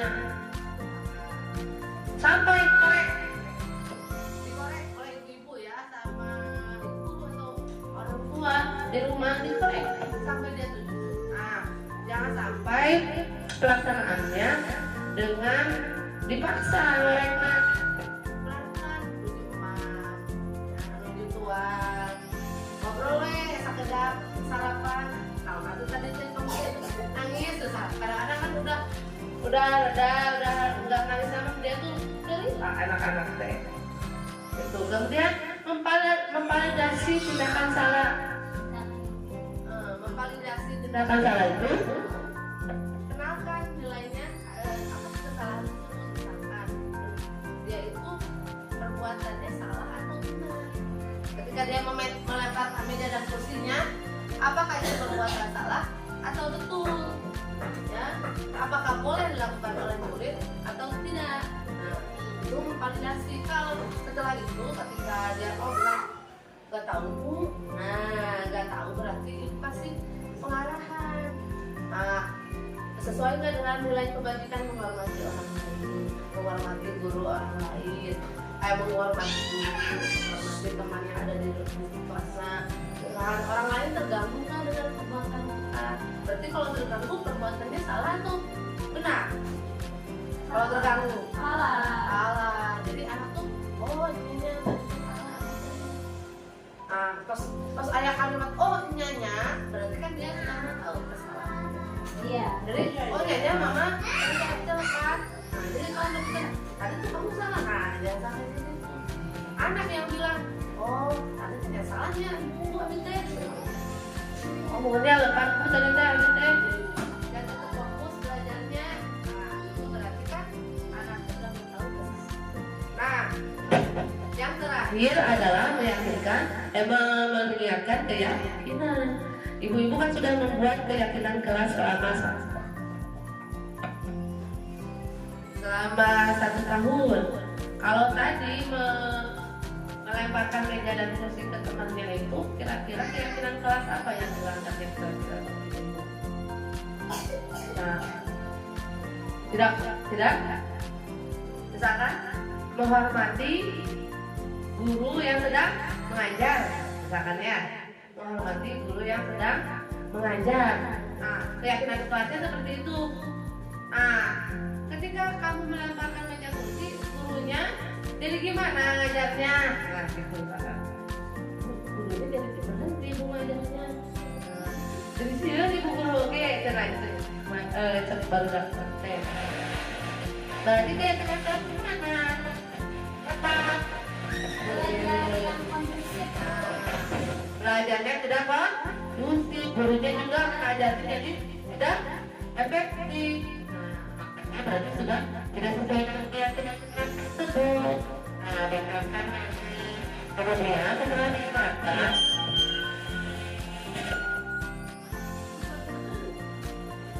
setelah diingatkan, ayo bulat-bulat mic-nya. Setelah diingatkan, tanyakan bentuk tanggung jawabnya seperti apa setelah melemparkan meja dan kursi tadi. Coba cek meja dan kursinya rusak atau tidak. Kalau rusak, bagaimana bentuk tanggung jawabnya? Coba lihat teman-teman kamu yang jadi takut. Apa yang kamu lakukan agar mereka tidak takut lagi? Kayak gitu. Tanya, dia pasti ngobrol dah. Tanya sungguhnya, tidak masuk gitu kan, dia bilang anak kecil kan. Dan bikin sekarang abis terus kemana bu, abis terus terus lepas. Nah, kadang sok ayah timbul perasaan itu. Nah, kasih saran, gimana kalau seperti ini? Gimana kalau meja dan kursinya dirapikan lagi? Coba dicek ada yang rusak atau enggak. Oh iya, ya bu, saya akan memperbaiki meja dan kursi kalau ada yang rusak. Nah, saya akan memperbaiki meja dan kursi. Kalau ada yang rusak, berarti itu adalah tanggung jawab yang timbul dari dirinya. Setelah itu tanyakan lagi, apakah orang lain yang merasa terganggu dengan gerakan kamu? Terganggu nggak kira-kira? Terganggu. Terus kenapa dong kalau ke orang lain yang terganggunya? Pasti lalu bilang kita marah bu, berarti harus ada 2 tanggung jawabnya. 1 meminta maaf, yang kedua adalah memperbaiki meja kursinya. Kalau ada yang rusak, rapikan lagi nanti. Omong 2 tuh orang mana kan lagi punya dan itu.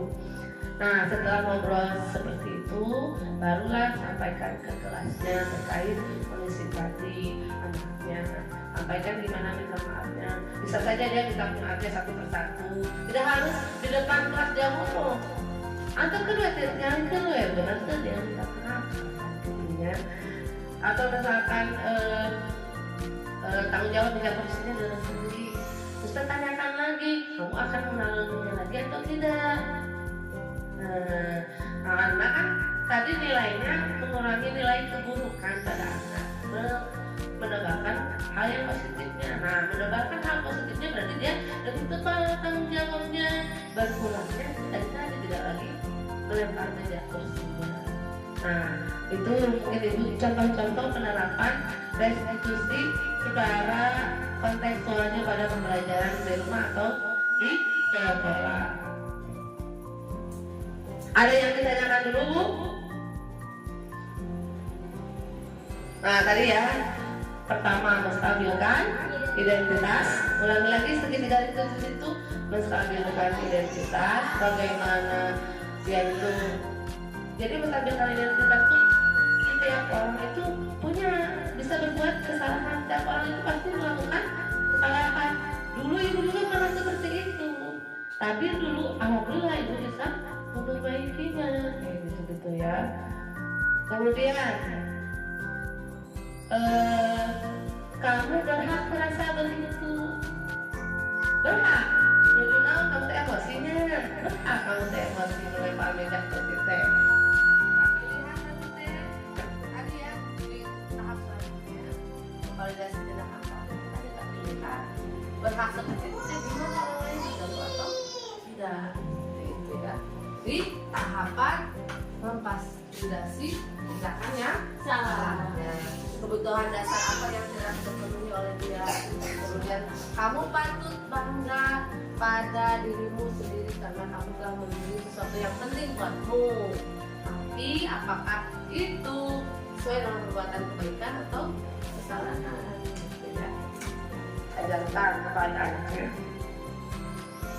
Kemudian satu lagi menanyakan keyakinan sampai timbul tanggung jawab pada dirinya untuk memperbaiki kesalahannya.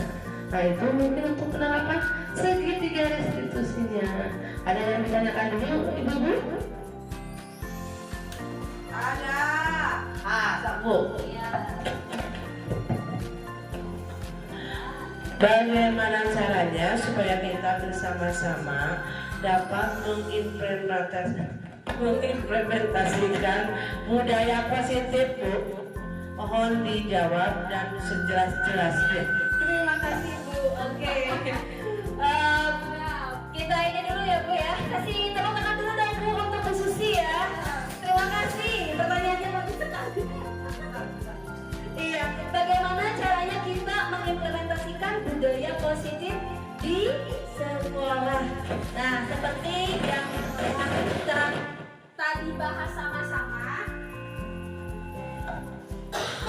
Seperti yang telah kita tadi bahas sama-sama, Bu, bahwasannya di sekolah itu harus ada apa dulu, Bu? Pembiasaan diri dulu. Kemudian kita tanamkan nilai kebajikan kepada siswa. Dan ingat, Bu, jangan hanya kepada siswa, kita harus menjadi suri tauladan bagi anak-anak kita, gitu ya. Nah, supaya berjalan dengan baik, maka harus ada kolaborasi antara guru, sesama guru, Bu, kepala sekolah, orang tua, dan juga siswanya. Nah, nantinya supaya ada kontrol diri, ya Bu ya. Dan budaya positif bisa berjalan dengan lancar. Dan itu silakan. Oh, mengerti. Satu lagi. Maka pada prosesnya, pada prosesnya tadi ketika menerapkan budaya positif tadi, terapkan proses segitiga restitusi ketika ada anak-anak yang tidak sesuai dengan nilai-nilai kebajikan. Mungkin itu. Nah, pertanyaan dialog yang terakhir berapa ya ini? 2 kali lagi kayaknya. Proses dialog segitiga restitusi dibuat agar menghasilkan siswa yang seperti apa? Kira-kira yang mana? Yang mandiri dan tanggung jawab. Iya. Ya, siswa yang mandiri dan tanggung jawab terhadap lingkungannya. Oh, satu yang mana? Masalah yang dibuatnya. Iya. Awal ya. Jadi memang segitiga restitusi ini dilaksanakan untuk menghadapi kasus atau masalah yang terjadi, sehingga si anak tersebut bisa bertanggung jawab atas apa tindakan yang dilakukannya. Itu. Oke. Ada lagi yang ditanyakan lagi Bu terkait proses restitusi? Mau contohnya ibu-ibu? Mau ya? Oh, Siap. gerakannya seperti apa? Kita Iya. lihat. Nah, nanti ada contohnya ya untuk segitiga restitusi. Ini ada kasus ya, kasus masalah di kelas 1 dan juga di kelas 6 ya. Yang pernah dilakukan oleh Bu Nur dan saya sendiri. Iya. Ini contoh segitiga restitusinya.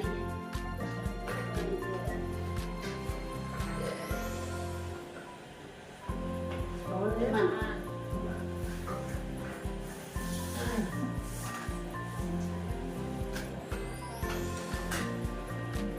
Kurang. Ya, ini oranye. Iya.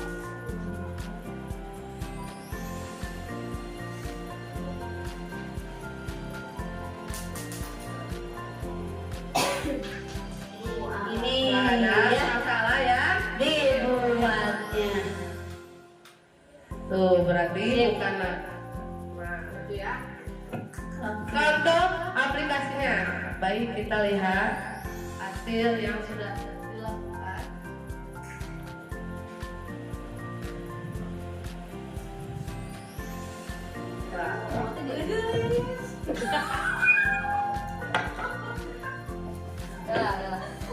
Tadi mah aduh sih ibu. Sama kayak gini larian. Beda gadis saya. Orang yang muda. Oke. Bisa nanya tuh. Barengan?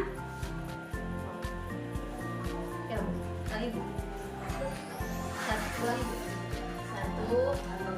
Satu, dua.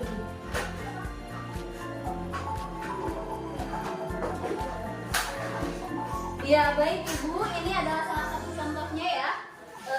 Segitiga restitusi ini Bapak fasilitator saya dan juga Bapak PP saya.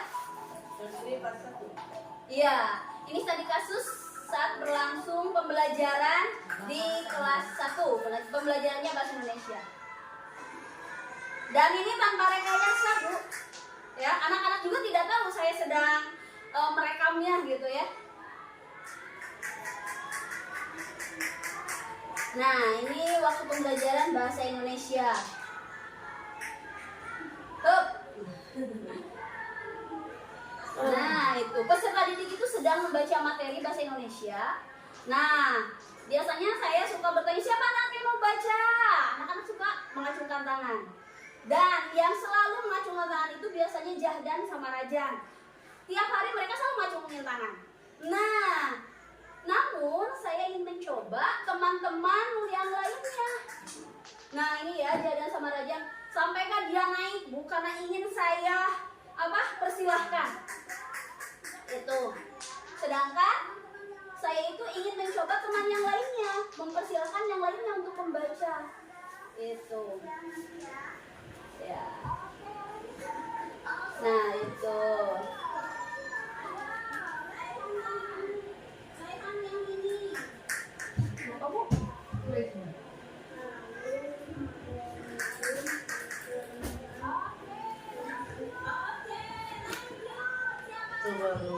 Iya.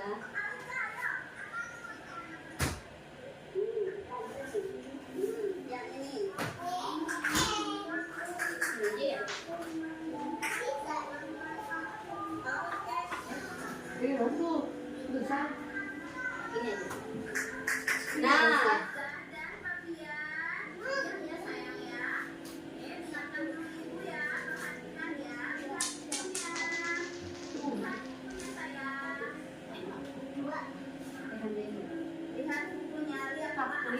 Bentar.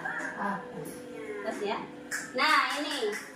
Nah karena saya hanya mempersilahkan teman-teman yang lainnya, sedangkan Jahdan sama Rajan itu selalu mengacungkan tangan, ternyata ada hal yang di luar dugaan saya mereka malah ngobrol bersama-sama.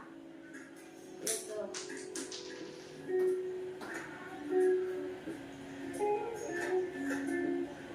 Jadi mereka itu seakan tidak semangat untuk belajar. Nah ini, sedangkan teman-teman yang lainnya bisa diperhatikan, teman-teman yang lainnya itu mendengarkan. Namun kedua anak ini malah mereka tidak tahu lagi di kamera padahal sama saya. Iya, ngobrol. Karena memang mungkin mereka tidak merasakan kebutuhannya ya terpenuhi. Gitu. Malah ngobrol, sedangkan yang lainnya mendengarkan orang lain membaca. Nah, itu. Mereka terus ngobrol. Iya.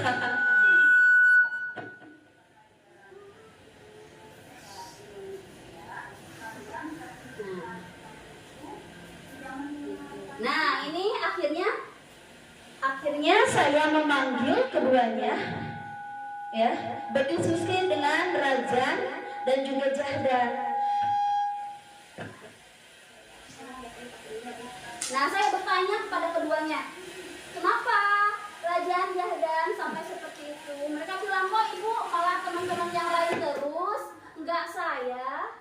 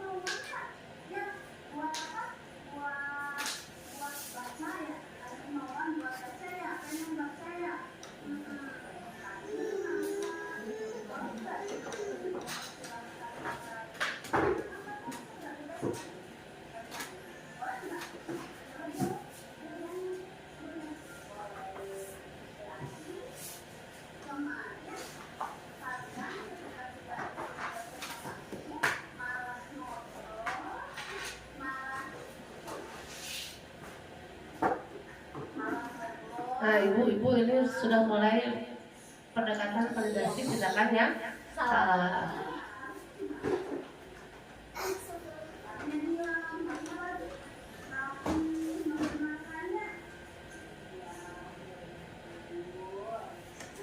Tuh.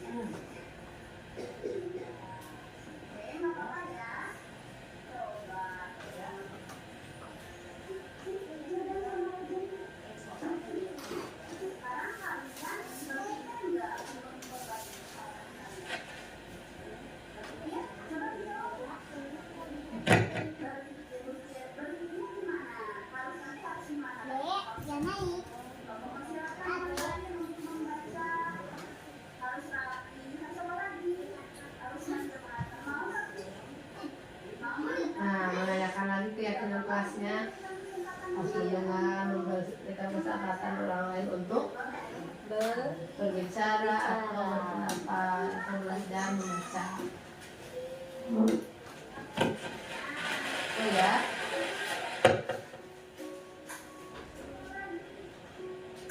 Nah, itu ya, Bu, contohnya ya. Jadi kita itu tidak harus anak ini, oh kamu salah. Tapi biar mereka yang berpikir sendiri, benar gak apa yang mereka lakukan itu? Ya, sehingga nanti timbul keyakinan dalam dirinya, oh iya ya, kita itu salah. Harusnya ketika belajar itu seperti apa? Saya nanya, mereka menjawab harusnya rapi, Bu. Nah, disinilah yang memang motivasi intrinsik itu muncul gitu. Ada tanya-tanya ya, Bu? Ya.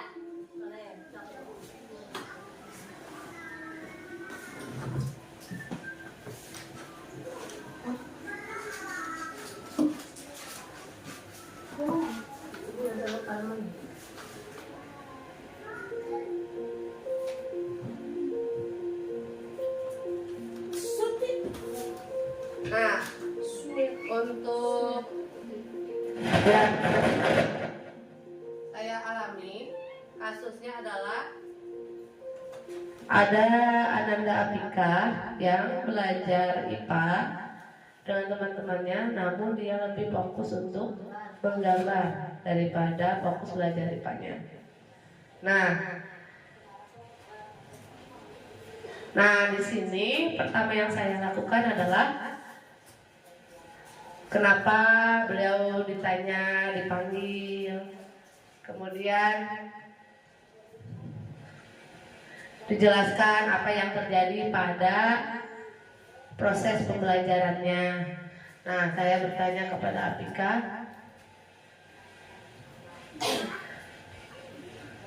nah tadi kenapa kamu menggambar? Nah, terus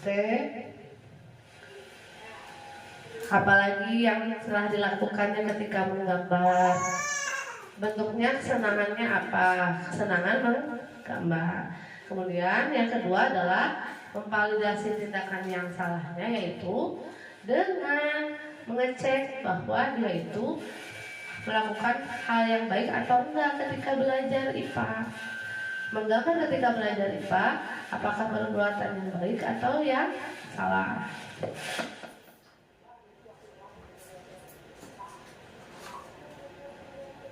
Nah, terlihat bahwa Apika karena dia ingin mengisi waktu luangnya ketika sudah mengerjakan tugas IPA, dia ingin mengisi dengan menggambar. Ternyata efeknya itu tetap saja tidak benar belajar IPA-nya. Kemudian di tahap yang ketiga adalah menanyakan keyakinan kelasnya. Nah, kami sudah membuat keyakinan kelas bahwa di dalam kelas itu harus saling menjaga fokus belajar. Nah, diyakinkan lagi, diingatkan lagi ketika belajar itu bagian dari menghormati guru dalam proses pembelajaran. Maka keyakinan kelas yang dilanggar oleh Apika adalah tidak menghormati guru ketika belajar.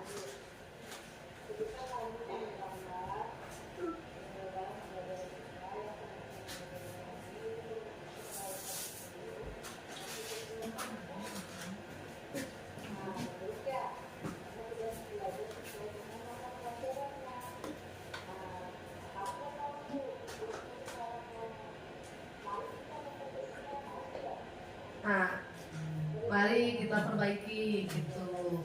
Dengan cara apa?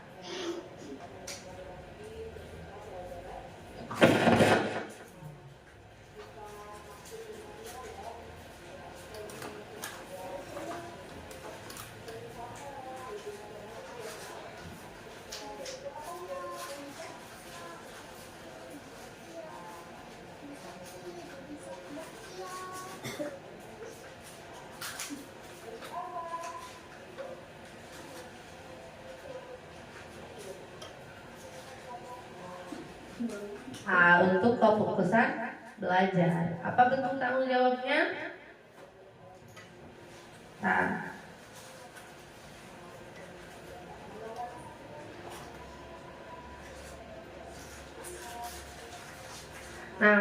alhamdulillah Apika ketika saya sudah menerapkan proses restitusi ini, dia selalu minta izin terlebih dahulu kepada saya, Bu, saya sudah mengerjakan tugas, saya sudah membaca lagi bagian tugas saya, boleh nggak saya menggambar? Nah, jadi sekarang mah Abika juga nggak langsung semena-mena langsung gambarnya keinginannya, tapi sekarang mah izin dulu. Yang lain juga sama jadinya, masa Hairani yang suka menggambar, Bu, Abi aku dah Bu mengerjakan tugasnya, mahal kami Abi oke, pada gambar. Boleh, tapi yang sesuai dengan IPA ya gambarnya kayak gitu. Nah, kalau yang ini mah kasus kedua, kebetulan dalam hari ini kasus keduanya adalah berkata kasar. Nah, mungkin itu sebagian dari proses bagaimana cara menerapkan proses restitusi dalam pembelajarannya. Baik, ada yang ingin berpendapat lagi Bapak Ibu atau ada yang ingin ditanyakan? Cukup mungkin ya? Oh, ada, siap. Assalamualaikum warahmatullahi wabarakatuh. Saya akan bertanya, sebutkan contoh penerapan disiplin positif dalam kehidupan sehari-hari. Oke, baik. Penerapan disiplin positif dalam kehidupan sehari-hari. Oke, saya tanya dulu ke Bu Dewanti. Bu Dewanti, sampai cek. Nah. Saya bertanya pada Bu Dewanti, ketika sekarang sebagai guru, kenapa sampai saat ini Ibu semangat dalam mengajar anak-anak?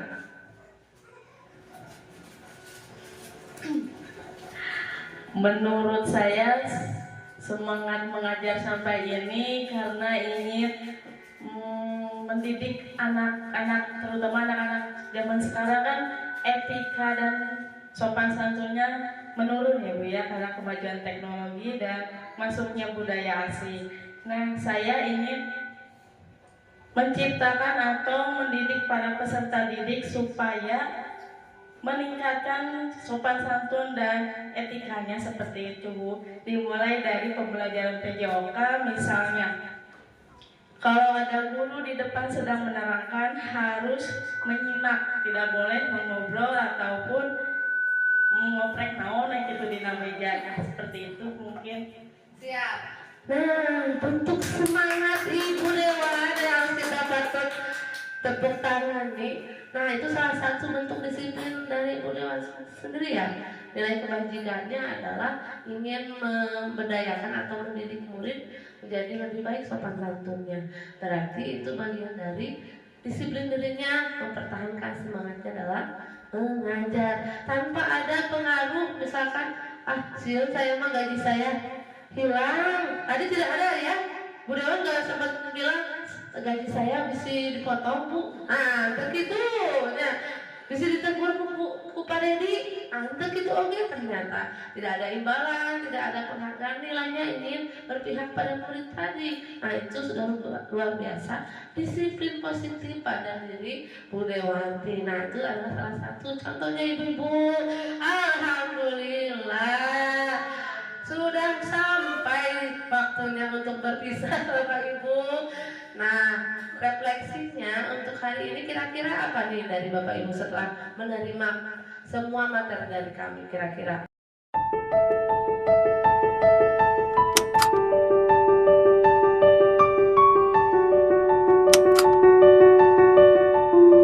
Mungkin untuk saya pembelajaran dari materi yang disampaikan oleh Bu Nur dan Bu Resta, mungkin saya akan merubah. Saya kan kebiasaan menghukum anak ya Bu ya, menghukum anak. Misalkan anak baris betul, saya suruh push up atau berkata kasar suruh push up, karena push up itu juga hukuman fisik ya, tapi itu kan mendukung ke fisik atau kebugaran si anak. Mungkin saya akan rubah lagi aturan itu menjadi disiplin positif ya. Terima kasih. Assalamualaikum warahmatullahi wabarakatuh.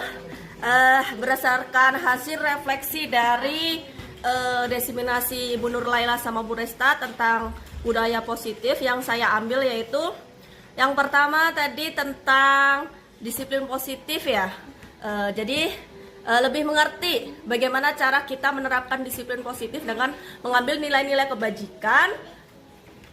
Selain itu juga lebih mengenal lagi apa itu kebutuhan dasar manusia. Selain kebutuhan dasar manusia itu juga dari peserta didik, dari kita sebagai guru itu kita memiliki kebutuhan dasar manusia 5 itu. Di antara 5 kebutuhan dasar manusia juga mengetahui tentang bagaimana kita sebagai guru menerapkan kontrol diri anak dengan hukuman, konsekuensi atau restitusi dan keyakinan kelas. Ada lagi apa ya tadi ya? Tentang motivasi, Bu. Motivasi perilaku. Ternyata anak itu memiliki 2 motivasi perilaku, yaitu dari eksternal dan internal. Eksternal dari pengaruh luar, dan internal itu dalam diri anak. Ada lagi apa ya, Bu? Lupa ya. Oh ya, tentang penerapan segitiga restitusi. Disitulah saya sebagai guru lebih mengenal lagi bagaimana cara saya sebagai guru untuk menerapkan segitiga restitusi ketika ada permasalahan peserta didik di dalam kelas. Nah, jadi saya lebih tahu lagi bagaimana sih, apakah harus sebagai teman, manajer, pemantau, atau sebagai apa? Ternyata yang paling bagus itu sebagai manajer.